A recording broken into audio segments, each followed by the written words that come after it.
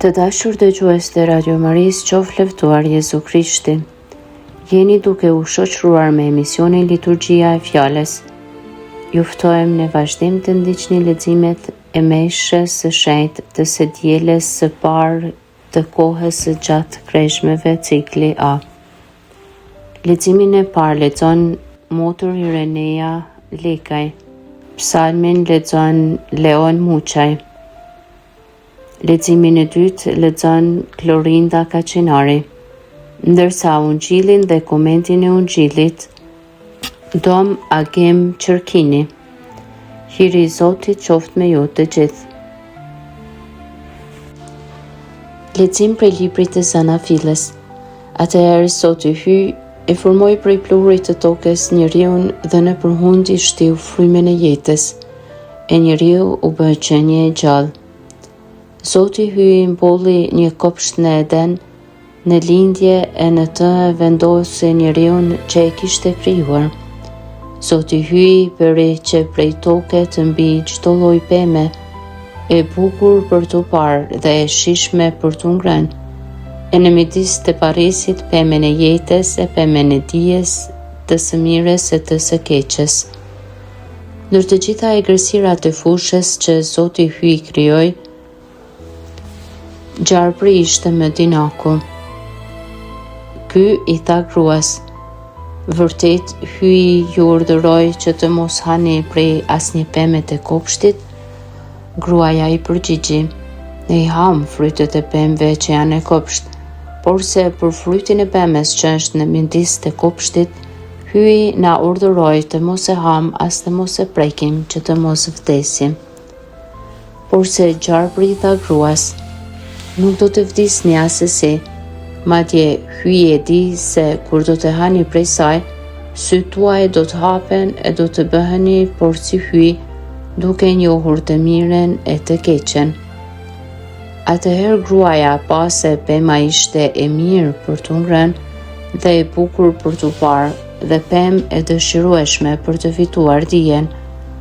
Gruaja mori prej frytit të saj dhe hëngri.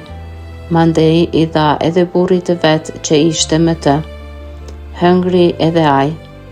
Atëherë ju hapen syt të dyve. Kur panë se ishin lakuriq, gërshëtuan gjete, fiq dhe bën mbështjellës për vete. Fjala e Zotit. Falenderojmë hyn. Na fal o Zot, sepse kemi mëkatuar. Na fal o Zot, sepse kemi mëkatuar. Ki mëshirë për mua, hyj sipas mëshirës sate, pa shmirësinë tënde, shlyheje mëkatin tim. Më laj krejtësisht prej mëkatit tim, e më pastro prej fajit tim. Na fal o Zot, sepse kemi mëkatuar, sepse e pranoj paudhësinë time, mëkatin tim për herë kam parasysh. Ty, vetëm ty të kam rënë në faj, dhe kam bërë ç'është keq para teje. Na fal o Zot, sepse kemi mëkatuar, krijoje në mua hy zemrën e pastër, për të rinë në mua një shpirt të qëndrueshëm, mos më flak larg fytyrës sate, mos e hiq prej meje shpirtin tënd të shenjtë. Na fal o Zot, sepse kemi mëkatuar, ma kthe gëzimin e shpëtimit tënd, dhe më forco me shpirt të gatshëm. Zhdrivilloj o Zot buzët e mia, dhe goja ime do ta shpall lavdin tënde. Na fal o Zot, sepse kemi mëkatuar. Lexim prej letrës së Shën Paulit apostull drejtuar Romakëve. Vëllezër, sikurse me anë të një njeriu mëkati hyri në botë, e me anë të mëkatit vdekja, të kështu vdekja kaloi në të gjithë njerëzit, sepse të gjithë njerëzit mëkatuan. Në të vërtetë, edhe para ligjit mëkati ishte në botë, dhe megjithse nuk mund të mbahej për mëkat, pasi ende nuk kishte ligj, prap vdekja mbretëronte qysh prej Adamit e deri te Mojsiu, edhe mbi ata që nuk mëkatuan me mëkat të njëjtë si ai i Adamit, i cili është prototipi i atij që do të vinte.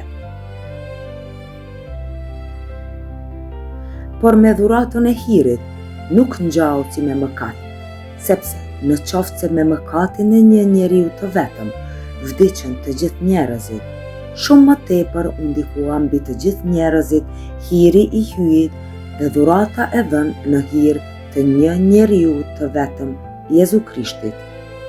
E dhurata e hirit ka rrjedhim krejtësisht të ndryshëm nga aji i mëkatit të një njeriu të vetëm, gjyqi i shkaktuar prej mëkatit e çon në dënim, kurse dhurata e hirit pas shumë mëkatesh jep shfaqësimin.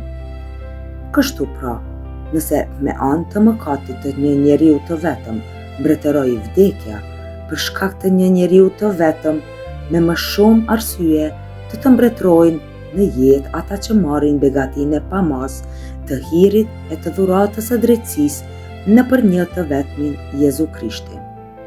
Prandaj, mëkati i njërit dënim për të gjithë njerëzit, gjithashtu edhe drejtësia e njërit shfaqësim që u jep jetën të gjithë njerëzve.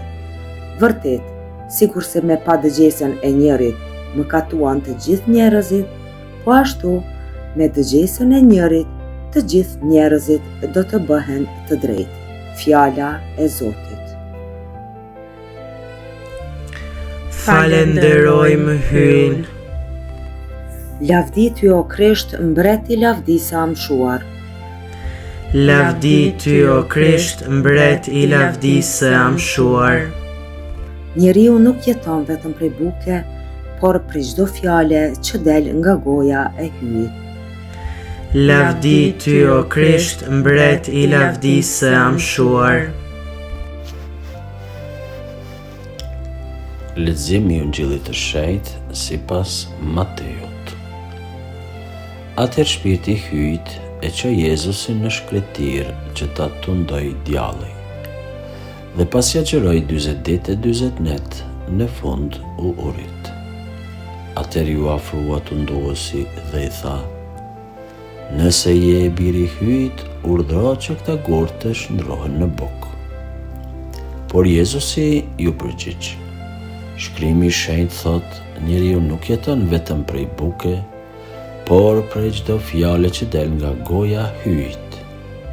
Atëherë djalli e mori dhe e çoi në qytetin e shenjtë e vurin majët të tempullit dhe i tha: "Nëse je e biri i hyjt, hidhu poshtë, sepse shkrimi i Shenjtë thotë, për ty hyj do t'i urdhroj engjëjt e vet, që ata do të mbajnë para duash e këmba jote të mos vritet në ndonjë gur." Jezusi ju përgjigj: "Por se shkrimi i Shenjtë thotë edhe, mos e sprovo Zotin, hyjin tënd." Djalli e çoi sërish në një mal shumë të lartë, ja dëftoi të gjitha mbretëritë e kësaj bote dhe madhrinë e tyre e i tha: "Të gjitha këto do t'i jap nëse bie përmbys para meje e më adhuron." Atëherë Jezusi tha: "Ik o djallë, sepse shkrimi i Shenjtë thotë, adhuroje Zotin, hyjin tënd dhe shërbej vetëm atij." Atëherë djalli e la dhe ja u afruan engjëjt dhe i shërbenin. Fjala e Zotit. Të dashur vëllezër dhe motra, të dashur dëgjues të Radio Maris, qoftë lavdëruar Jezu Krishti. Mërkurën e përhime, që ishte e mërkura e kaluar, kemi filluar kohën e shenjtë të kreshmeve. Dhe këtë të diell, e diella e parë e kreshmeve, leximet liturgjike na flasin për Adamin e ri, i cili ndryshe nga i pari, për dallim nga ai, i bën ballë tundimit të djallit. Ndërsa, siç na mëson Shën Pali në leximin e dytë, ata që pranojnë Krishtin dhe mësimin e tij, kalojnë nga vdekja në jetë. Kreshmet janë mbi të gjitha periudhë reflektimi mbi misteret e shërbimit tonë, në qendër të së cilës janë mësimet dhe personi i Jezu Krishtit. Shëlbuesi ynë mori trajtën njerëzore, do me thënë gjendjen tonë, duke mos u kursyer as nga përvoja e tundimit. Në natyrën e tij njerëzore, Jezusi e përjetoi çfarë do të thotë ta refuzosh djallin, dhe në rend të parë të vendosësh gjërat hyjnore. Pra, si që shohim në leximin e parë, tregimi biblik përdor figurat popullore për të shpjeguar dramën e situatës njerëzore. Njeriu lind nga toka, por bëhet i gjallë nga fryma hyjnore.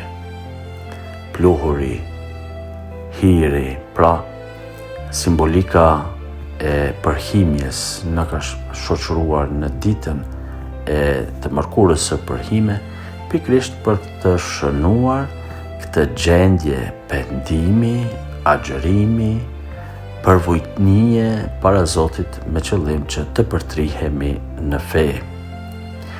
Ne jemi të thirrur ta praktikojmë lutjen sepse ajo është arma më e fuqishme përballë tundimeve. Shkrimi i Shenjtë thotë, Krishti qëndroi 40 ditë në shkreti. Një numër me simbolik biblike që lidhet me daljen e popullit të zgjedhur nga Egjipti dhe kalimin në shkreti për 40 vite deri në tokën e premtuar. Pastaj ja kreshmet tona zgjasin 40 ditë, aq sa Krishti u tërhoq në vetmi në agjërim e urat.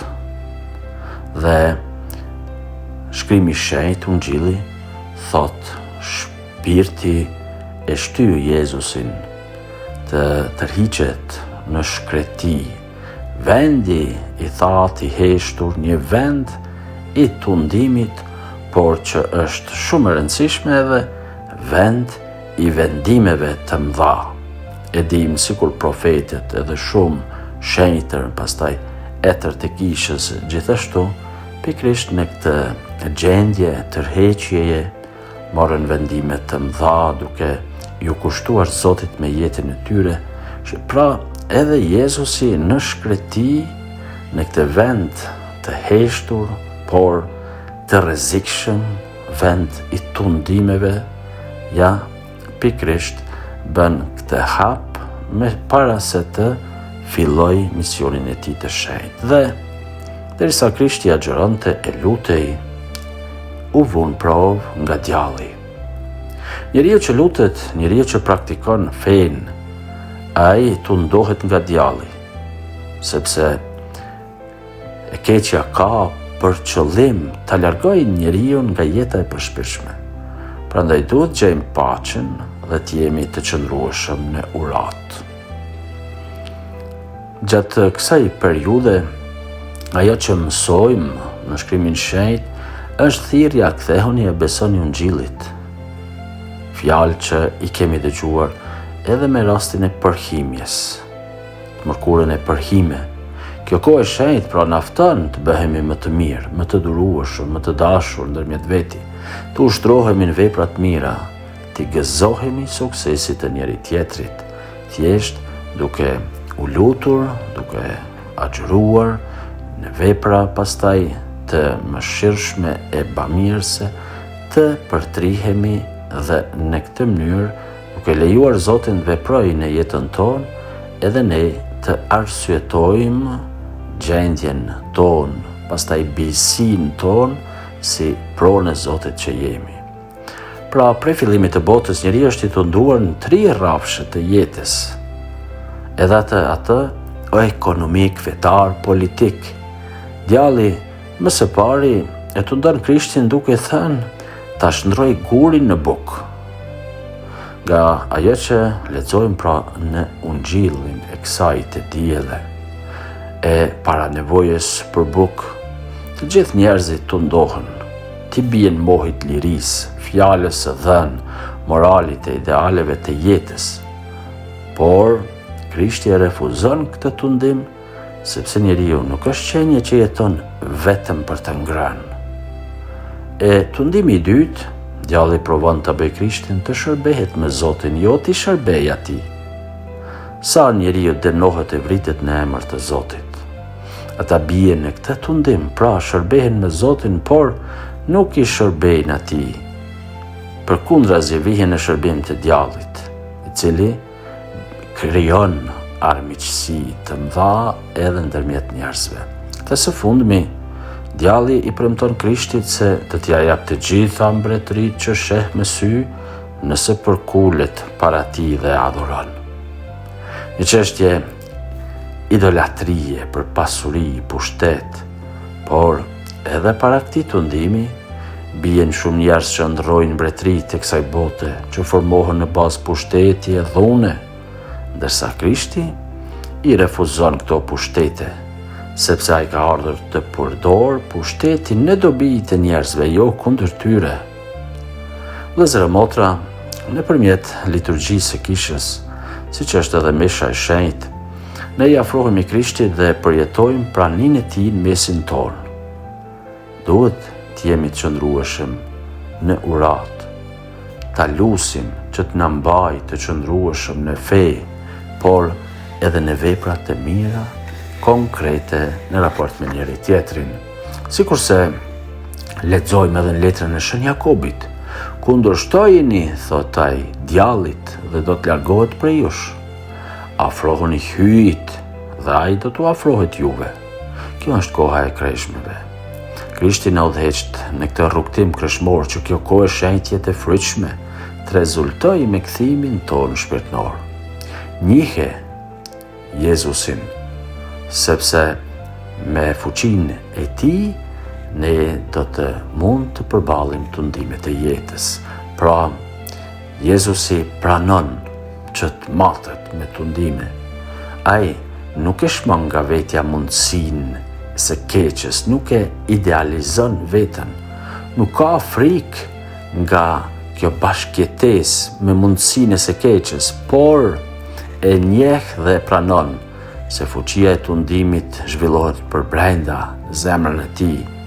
E nga kjo vedije do të lindë përqetësia e tij ndaj të tjerëve. Pra, ndërmerr gjithë këtë sprov mbi veten e tij në mënyrë që duke u dëshmuar i ngjashëm me ne në të gjitha përveç mëkatit, ai është shëlbuesi ynë dhe na bën që edhe ne të ndjekim pikërisht këtë shkollë qëndrese.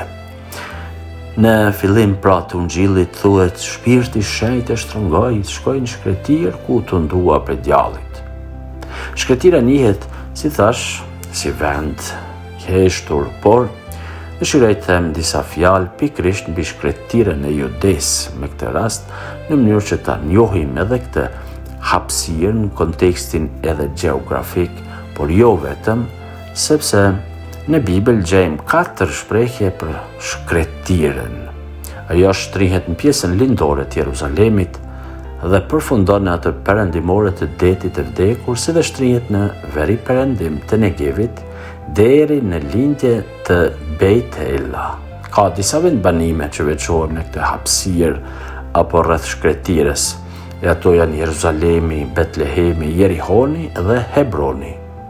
Pra, shkretira për cilën në shumë vende lexojmë në Shkrimin Shenjtë, nuk është një zonë me rërë e gur, tokë djerë dhe e thatë, mbi të cilën njeriu nuk mund të banojë, por ajo është një step në për cilën kalojnë nomad dhe barinj, duke kullotur në të kopet e tyre. Kemi parasysh të kohën e Krishtlindjes në këtë moment, kur mendojmë mbi barinjt dhe kullotat e kështu me radhë. Pra, sidomos në kohën e në sezonën e shirave, kjo shkretir gjelbron dhe vërtet jep një pamje të magnitshme, ndërsa shndrohet edhe në vend që siguron kullotën e mirë për bakti. Pra, në Bibël, si thash, gjejmë 4 shprehje për këtë shkreti. Midbar, ose eremos, që është një djerrin të cilën e shfrytëzojnë barit për grigjat e veta. Në të ndodhen fshatrat e vegjël pranë puseve, burimeve, cisternave, sidomos në ditët me shi shkretira gjelbron, siguron kullotjet mirë. Në një shkretir tillë, Mojsiu udhëheq tufat e vjehrit të vet Jetros, siç lexojmë librin e Daljes. Shkretira Judes të Mateu, që është 80 km e gjatë dhe rreth 20 deri 25 km e gjerë, bashkësia e senve ka qenë vendosur atje. Pastaj aty kaloi një kohë dhe Gjon Pagzuesi, i cili përgatitet për misionin e tij të shenjtë të madh. Emërtimi i dytë është ai Arabah, që nënkupton thatësiren, tokën shterp. Ajo ishte më pak e përshtatshme për vendbanime përveç për çadrat nomade, pasi që ka më pak burime dhe puse. Ashtu quhet hapësira prej Hermoni që zbret në lindjet Grykës së Jordanit dhe detit të vdekur dhe përfundon në gjirin Akaba. Së treti, për shkretiren përdoret edhe emërtimi Horbah, që është një tokë djerë dhe e thatë. Si ndëshkim për mëkate, Zoti e kthen tokën në shkretir, nuk ka burime përveç ndonjë oaze, rreth së cilave beduinët ngrehin banimet e tyre. Në për atë pjesë kalojnë karvanët e tregtarëve dhe e tillësh shkretira e Sinait. Dhe së fundmi, Jesinon është shkretir rrënqethse, pa rrugë, pa ujë, plot gjaprindje, kafshë të egra. Ajo njetë si ndëshkimi Zotit për mëkatet e murmuritjes dhe thyerjes së beslidhjes me Zotin. Pra, në këtë shkretir, Jezusi qëndroi 40 ditë. E numri 40 në Bibël ka një domethënie të veçantë dhe po përmendim rrugtimin e popullit të zgjedhur, i cili kaloi 40 vite drejt tokës së premtuar. Në librin e Daljes lexojmë vetë Zoti shkonte përpara tyre për t'u dëftuar rrugën. Ditën e shtyllë reje e natën e shtyllë zjarri, që t'u printe ditën e natën. Pastaj kur bëhet fjalë për ujërat e përmbytjes që vërshojnë tokën për 40 ditë e 40 net. Shembulli tjetër është kur Elia profeti udhtoi 40 ditë e 40 net deri në malin e hyjit në Horeb. Pastaj Mojsiu u fut në re dhe u nxit në mal, qëndroi atje 40 ditë e 40 net. Libri i Daljes, libri i parë i mbretërve, pra sjellin këto dëshmi të bukura sikur lexojmë edhe te ungjilltarët. Ky numër, kur bëhet fjalë për kreshmet tona, lidhet ngushtë pikërisht me qëndrimin e Krishtit në shkreti, ku që vën në provë prej djallit. Pra, shkretiren e karakterizojnë egërsirat, sidomos varranik që përballojnë mungesën e ujit dhe temperaturat e larta. Kjo në njërën anë sikur na e paraqet gjendjen e vështirë me cilën njeriu duhet përballet, por në anën tjetër, ambientimin me rrethanat e jetës për agjërim të mundshëm. Dhe e përshkruajnë ungjilltarët se si rrinte me egërsira që nënkupton faktin se përvojtnia që ti nënshtrohesh gjendjes reale dhe të hysh në komunikim me të aftëson të përjetosh me gëzim agjërimin dhe çdo flijim. Përderisa po ashtu na e përmendin sjellin ungjilltarët se u afruan dhe e shërbenin engjëjt, fjala është për një paqe shpirtërore që përjetohet në rastin e kushtimit të plot dhe pranimit të vullnetit të hyjit. Pra, Krishti është ai që në jetën tonë duhet të rritet dhe në këtë kontekst vijmë te pjesa qendrore e ungjillit, ajo që ai do të shpallë. Koha u plotësua, emretnia hyjit është afër. Koha u plotësua, pra po fillon konkretizohet plani i shërbimit. Koha e kreshmeve pikërisht ka pra këtë thirrje që na e drejton ta përjetojmë Jezusin të pranishëm në jetën tonë. Është folur e profetizuar në të kaluarën për këtë moment. Pra, ajo që profetizojnë, sikur edhe Gjon Pakzusi që paralajmëron, po vjen një me forcë se unë, pastaj kthehuni se mretnia e qiellit është afër, e kështu me radhë.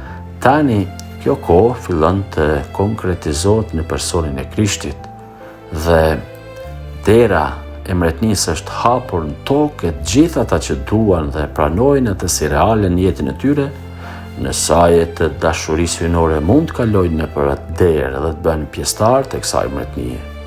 Pra, të dashur vëllezër dhe motra, kreshmet janë mbi të gjitha periudhë reflektimi mbi misteret e shërbimit tonë, në qendër të së cilës janë mësimet dhe personi Jezu Krishtit. Shëlbuesi ynë mori trajtën njerëzore, gjendjen tonë duke mos u kursyer as nga kjo përvojë e tundimit. Në natyrën e tij njerëzore Jezusi e përjetoi. Pra, çfarë do të thotë ta refuzosh djallin? Dhe Nëpërmjet liturgjisë së kishës, siç është mesha e shenjtë, sakramentet, ne i afrohemi Krishtit dhe përjetojmë praninë e tij në mesin tonë. Ta lutim që të na bëj edhe ne të fortë, të vendosur përballë tundimeve të jetës, të na mbajë të qëndrueshëm në fe dhe vepra të mira.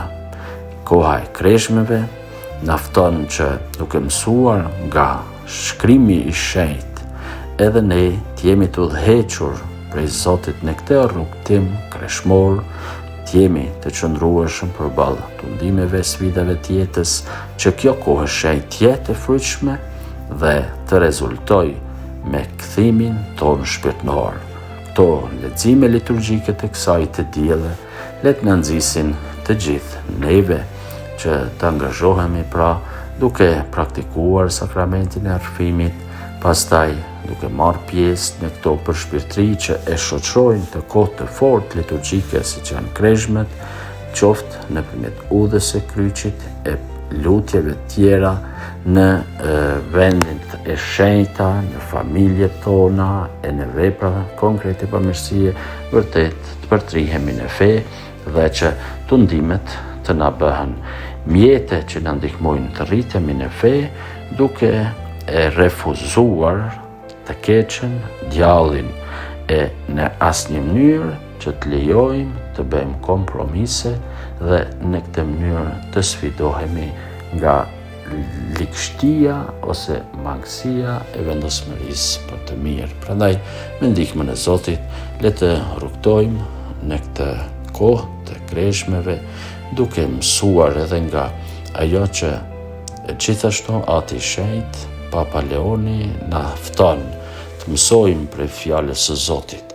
Pastaj në vepra konkrete të agjerojmë dhe këtë në bashkësitë tona shpirtërore, siç janë edhe ato famulitare, ta konkretizojmë këtë dashuri në mënyrë konkrete, duke i uruar të gjithëve ecje të frytshme të shenjtë, të kohës së kreshmeve. Ju përshëndes dhe Zoti ju bekoft të gjithëve, qoftë levduar Jezu Krishti. Të dashur dëgjues të Radio Marisë së Kosovës, patët mundësi të ndëgjoni liturgjinë e fjalës, leximet të së dielës së parë të kohës së gjatë kreshmeve, cikli A. Me ju ishin motor Irenea Lekaj, Leon Muçaj, Klorinda Kaçinari, ndërsa ungjillin dhe komentin e ungjillit e dëgjuat nga Dom Agim Qerkini. Ju falenderojmë të gjithëve për vëmendjen dhe ju dëshirojmë paqen dhe bekimin e Zotit. Qoftë lëvduar Jezu Krishti.